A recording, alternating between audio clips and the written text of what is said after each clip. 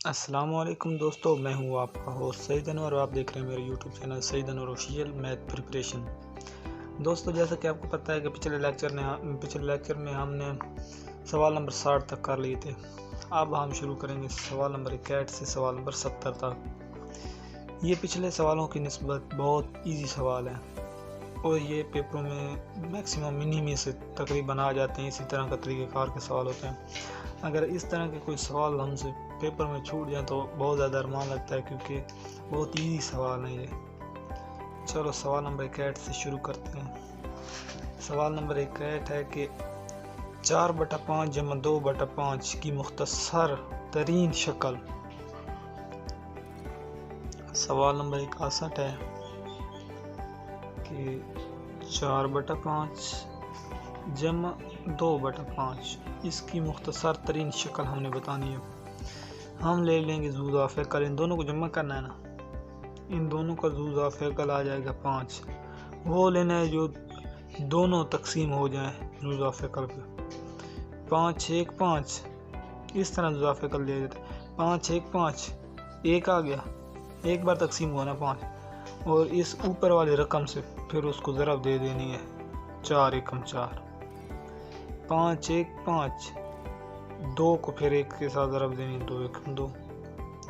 یہ ہمارا بن جائے گا 4 2 6/5۔ یہ مختصر ترین شکل ہے۔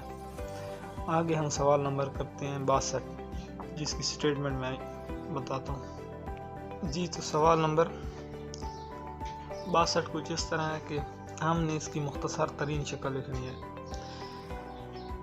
تو بہت ایزی ہے۔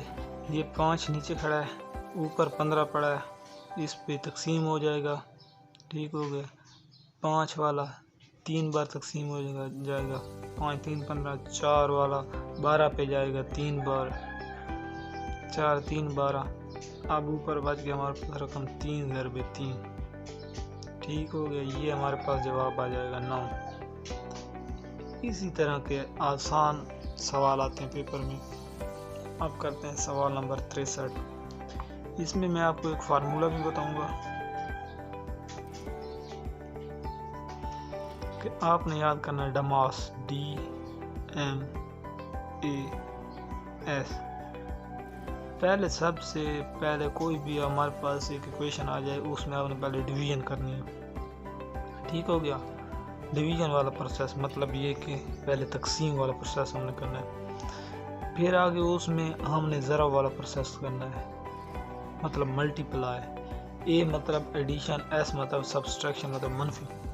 ہم اس میں بھی کر لیتے ہیں پہلے ڈویژن مطلب تقسیم والا پروسیس عمل۔ 3 والا 3 پہ ایک بار جاتا ہے، ٹھیک ہے، مطلب 3/3 کر لیتے ہیں، ایک بار جائے گا۔ اس کی جگہ ہم دونوں پہ لکھ دیں گے 1۔ آگے ہمارے پاس دیکھیں گے ایکویشن میں کیا آ رہا ہے، ڈماس مطلب ضرب دیں گے آگے، 3 ضرب 1 3۔ اگر اسی طرح یہ ایکویشن ہوتی لمبی، یہاں پہ ہوتا جمع 3 منفی 5۔ پہلے ہم ڈویژن کرتے، ضرب کرتے، جمع کرتے، منفی کرتے۔ اس میں تو میں نے ایک ترتیب کے ساتھ لکھ دی ہے جمع منفی ضرب۔ ہو سکتا ہے یہاں پہ وہاں جمع آ جائے، یہاں پہ تقسیم آ جائے، تو ہم نے کرنا پہلے تقسیم کا عمل ہے، پھر ضرب کا کرنا ہے، پھر یہاں پہ جمع کا، پھر منفی کا، ٹھیک ہے۔ آپ نے یہ خیال رکھنا ہے، یہاں پہ تقسیم، یہاں پہ ضرب۔ تقسیم ہوا 3 3 پہ ایک بار، پھر ضرب کا پروسیس ہم نے کرنا ہے۔ یہ ہمارے پاس ایکویشن بن جانی ہے، آگے آپ نے ساتھ ساتھ لکھتے جانا ہے۔ پھر آگے آپ نے ضرب والا کام کرنا ہے، 3 ضرب 1 3۔ اب پھر جمع والا کرنا ہے ہم نے، یہاں سے دیکھیں 3 جمع 3 6 منفی 5۔ اب ہم نے کرنا ہے منفی والا آخر میں، 5 6 میں سے 5 گیا 1۔ امید ہے یہ آپ کو طریقہ پسند آیا ہوگا جی۔ تو سوال نمبر 64 کو یوں ہے کہ 75 ضرب 4/5 سال حل کریں۔ تو ہم اس طرح کریں گے 75 ضرب 4/5۔ 5 والا 75 پہ جاتا ہے نا 15 بار، 5 1 5، 2 بچے 5 5 25، ٹھیک ہو گیا۔ आगे हमारे पास है 4, 4 के साथ ज़रब दे देंगे 15 को, ये इस पे 15 बार जाता है। अब 15 और 4 को ज़रब देनी है, 15 4 कितना बनता है हमारे पास, वो बनेगा कितना बनेगा हमारे पास वो 60, 15 4 60, 15 15 30, फिर 15 45 और फिर 15 60। जी तो अब सवाल नंबर है 65। वैसे तो हम ज़रब देना जानते हैं, अब इशारिया में इसको कैसे ज़रब दें, ये तरीका मैं आपको समझाऊंगा कि किस तरह से ज़रब देनी। 2.5 ज़रब 1.7। आपने पहले इस तरह करना है कि इन दोनों को लिखना ही नहीं, ठीक हो गया। अब ज़रब दे दें इनको, है सही इनका वजूद लेकिन फ़िलहाल लिखना नहीं है। 7 2 14 1, 7 3 21 और 22 ज़रब 1 2 1 2 1 3 3, ठीक हो गया। 4 4 6। अब देखेंगे कि हम कितने हिंद से बाद आ रही है। अगर इधर लिख भी दें तो कोई हल नहीं, ये 1 2 के बाद आ रहा है, यहाँ पे भी हम लिखेंगे 1 और 2, यहाँ पे भी हम लगा लेंगे। इस तरह ये ज़रब होंगे। गिन लेना है कि कितने हिंद से पहले मतलब ये बाद इशारी आ रहा है, ये 1 के बाद आ रहा है, ये 2 के बाद। अगर यहाँ पे होता यहाँ पे तो हम इस तरह करते, 1 के बाद आ रहा है पहली रकम में, दूसरी में आ रहा है 2 के बाद 1 2, मतलब कुल हो गया 3 हिस्सों के बाद आ रहा है, तो हम यहाँ पे लिखते इशारिया 6 4 4, 0 भी लगा दें कोई हल नहीं, 0.644। उम्मीद है आपको इसकी भी समझ आ गई। अगर नहीं आई तो कमेंट बॉक्स में मुझसे सवाल पूछ सकते हैं। जी तो सवाल नंबर 66 कुछ यूँ है कि 1/5 निस्बत 3/5 की मुख्तसर तरीन शक्ल। 1/5 निस्बत 3/5।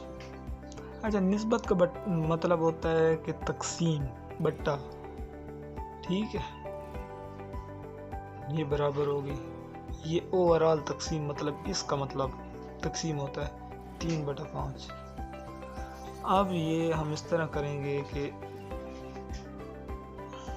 1/5 जब बट्टे का कोई चीज़ बट्टा आ जाए तो उसे हमने ऊपर ले जाना हो तो ये नीचे वाली रकम उल्ट हो जाती है, मतलब 5/3 हो जाएगी, ठीक है।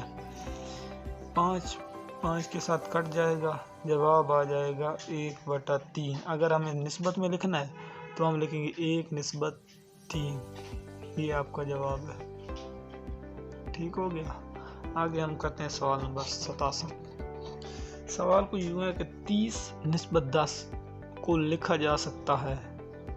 30/10, वही बात मैंने पहले बताई कि इसका मतलब होता है तकसीम। 30/10 इसे लिखा जा सकता है, जो कि ये आपका जवाब है 30/10। आगे वाला सवाल सिर्फ पढ़ने वाला है। तनासब रास में दो निस्बतों के दरमियान क्या ताल्लुक़ होता है? तनासब रास में दो निस्बतों के दरमियान बराबर का ताल्लुक़ होता है, ठीक हो गया। दरमियान में बराबर वाली अलामत आती है, उनके तनासब रास्त और माखूस वाली होती है ना। दो निस्बतों के दरमियान बराबर का ताल्लुक़ होता है। इसकी मैं आपको एक मिसाल देता हूँ। जैसे कि हमने पीछे सवाल पढ़े थे कि वो वर्कर वाले और वो इतने घंटे में इतना काम करते हैं, वो वाले। उसकी मिसाल ये है कि हम करते हैं बराबर 5, ये दो निस्बत, एक निस्बत हो गई, ठीक हो गई, इसे निस्बत हम कहते हैं। ये दूसरी निस्बत होगी, इनके दरमियान जो ताल्लुक़ होता है वो बराबर का होता है, ठीक है। बेशक ये डायरेक्ट प्रपोर्शन हो या इनवर्स प्रपोर्शन हो, दोनों में यही होता है। दो निस्बतों के दरमियान ये निस्बत एक होगी, ये दो बराबर का ताल्लुक़ होता है। अब सवाल नंबर हम करेंगे 69, जिसमें असलम के पास 15 रुपये और अकरम के पास 11, इन रकमों में क्या निस्बत होगी? जी तो असलम के पास 15 रुपये और अकरम के पास 11 रुपये, इन रकमों में क्या तनासब होगी? तो पहले असलम की हम रकम लिखेंगे 15, फिर अकरम की 11, 15 نسبت 11 ان کا جواب ہوگا۔ اگر وہ کہتا اکرم اور اسلم کی تو پہلے اکرم کی ویلیو لکھتے 11 نسبت 15، جس کا نام پہلے آئے گا اس کی نسبت پہلے لکھیں گے۔ 33 کا 2/3 حصہ کیا ہوگا؟ 33 کا ہم نے 2/3 حصہ لکھنا ہے تو ہم اس طرح کریں گے کہ اسے 2/3 سال گا، ٹھیک ہے۔ اگر 1/3 حصہ معلوم کرنا ہوتا تو ہم 1/3 کے ساتھ ضرب دے دیتے تو ہمارے پاس 1/3 حصہ معلوم ہو جاتا۔ 11 33 ضرب 2، ہمارے پاس یہ آ گیا 2/3 حصہ 22۔ اگر 1/3 حصہ ہم نے معلوم کرنا ہوتا تو 1/3 کے ساتھ ضرب دیتے تو ہمارے پاس معلوم ہوتا 11 جواب۔ اچھا، سوال نمبر 71 جس میں اس نے کہا ہے کہ نسبتی مجموعہ اس کا ہم نے معلوم کرنا ہے، ٹھیک ہے۔ تو ہم اس کا جزء فیکل لے لیں گے۔ اس کا جزء فیکل 18 آ جائے گا، کیونکہ 18 پہ 9 والا بھی آتا ہے، 3 والا بھی، 2 والا بھی۔ 9 2 18 اور 2 کو ہم اوپر والی رقم کے ساتھ ضرب دیں گے، ٹھیک ہے۔ 2 × 2 نسبت 3 6 18، 6 کو ہم پھر اوپر والی رقم کے ساتھ ضرب دے دیں گے، اور 2 9 18 اوپر والی رقم کے ساتھ ضرب دے دیں گے۔ اس طرح 9 اور 2 11 اور 11 اور 6 ہمارے پاس آ جائے گا 17۔ اس کا نسبتی مجموعہ 17 ہوگا، مطلب 17 اس کا جواب۔